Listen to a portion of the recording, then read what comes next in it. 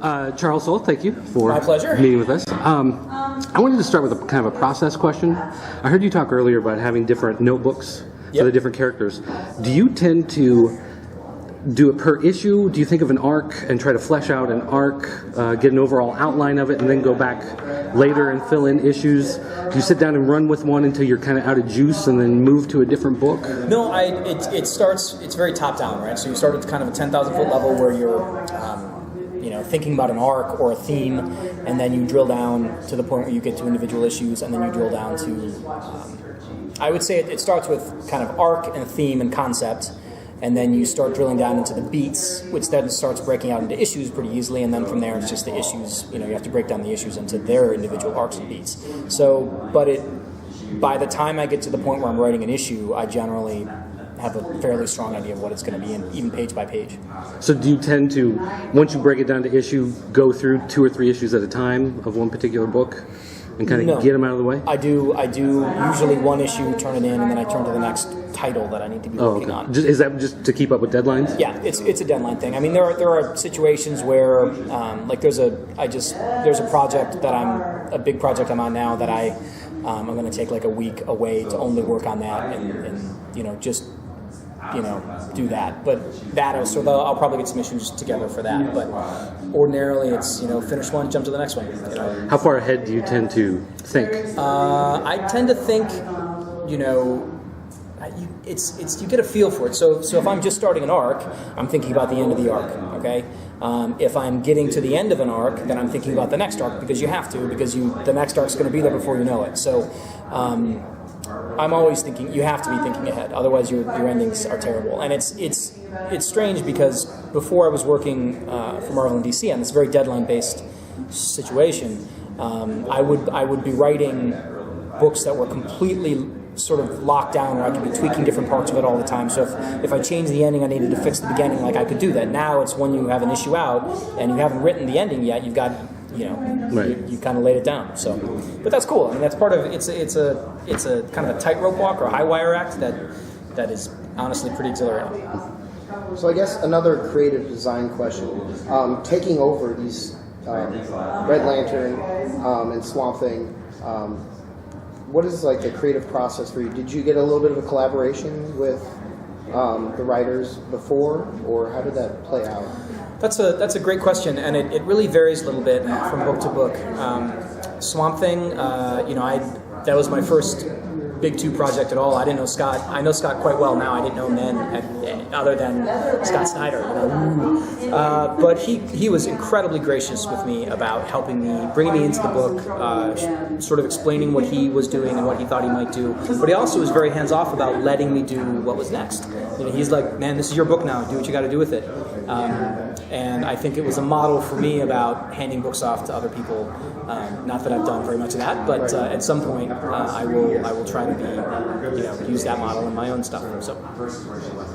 So when you sit down and do something, like say a Letter 44, as opposed to Red Lanterns, is there a different creative process that you think of because of the fact that you're dealing with characters kind of established by somebody else going through a different editorial process? Or? Yes, that's a good point. So Letter 44, for one thing, is a very it's super plotty, and it's very dense, and it's very research based. It's a political sci-fi book about a president who has to launch a secret mission to the asteroid belt to meet aliens. All right. So in order to write it, I have to be very up on Washington D.C. Political matters and legal matters and all that, but I also have to be really on top of like real world space travel technology, and so it's very complex and difficult to write, and because of that, I tend to write 6 issues at once. So that's one of the things that I'll take and I'll write, and I'll have a whole arc finished before I turn it into the publisher. Now, you take something like Superman and Wonder Woman, where there are a lot of eyes on it, there are a lot of people trying to make sure that it, that I don't,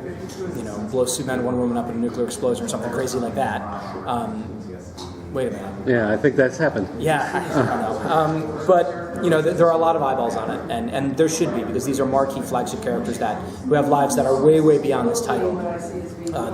They exist in pop culture all over the place. And so it's completely understandable to me that people would want to check things out. But what that means is that, you're more thinking about a couple steps ahead, and then you want to make sure those are cool before you kind of can really plan super far in the future. There's some long-range planning, as I talked about before. I'm usually thinking about the next arc and so on and so forth, but it's just a different way of approaching it, and it's fine. They're both a lot of fun. When you deal with a book like Superman, Wonder Woman, obviously the dynamic of their relationship is the key of what's going on in that book. Do you ever feel a danger that's going to become too soap opera? Well, that's my job as the writer, to make sure that it doesn't, to make sure that it stays balanced, to make sure that the action and adventure are leavened with what I would call character moments. I wouldn't necessarily call it soap opera or romance or lovey-dovey. I mean, it's about two very powerful people who are, relatively new to a relationship like this, and are still kind of new to being superheroes. And so there's a lot that they're still both trying to figure out, and they're looking to each other for some of those answers at the same time as being involved with crazy things like blowing each other up in nuclear explosions. So it's a really cool, interesting balance to work. Sometimes it's very difficult to make sure that it has that balance, but that's usually top on my list whenever I'm working on any issue. One of the things I like about that book is the dialogue between them. When you type that, are you doing voices in your head? I'm not really doing voices in my head. I get into this. You've ever heard of a flow state? I guess a flow state is basically when your head goes away, the world disappears, and your head goes right into whatever you're like stream of consciousness typing. Yeah, exactly. So that's what happens to me, and so I don't hear them talking. I see them. Like I'm visualizing the scenes that are happening, and so I know what they're doing when it's talking or when they're having the dialogue, but I don't know. I just have at this point, I've been working on them enough that I have their voices, at least my version of their voices, so it's not, I don't really have to work too hard to summon them, which is a pretty cool thing. If you have Superman's voice in your head, Wonder Woman's voice in your head, it's neat. So it's almost like you're directing these as you're putting them together. Yep. I mean, they certainly, there's one of the old writers' cliches, which is that, good stories tend to take on a life of their own and do things that the characters don't do, things that you don't expect. And that is something that I find again and again with all of these books, Superman, Wonder Woman for sure, but Swamp Thing, Red Lanterns, everything I work on is that way. And when that starts to happen is when you've got something real, because the characters have lives of their own. Are we ever going to get Superman the Courtroom Rock Opera? I would love to write Superman the Courtroom Rock Opera. It's just whether or not someone will let me do that. But if not, maybe I'll just do it myself. What the hell, right?